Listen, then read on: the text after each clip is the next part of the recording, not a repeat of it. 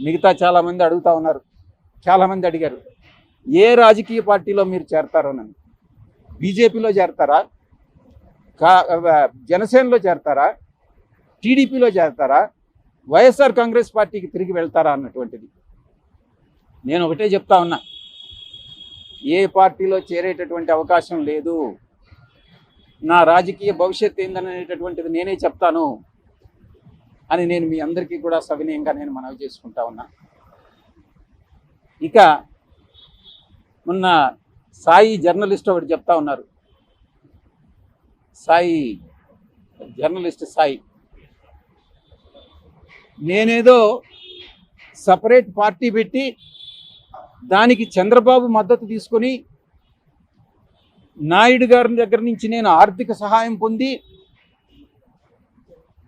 ఆయనలో ఒక భాగస్వామిని అయిపోతాను అని ఒక ఆరోపణ చేశాడు. ఆయనకి ఎవరు చెప్పారో నాకైతే తెలీదు.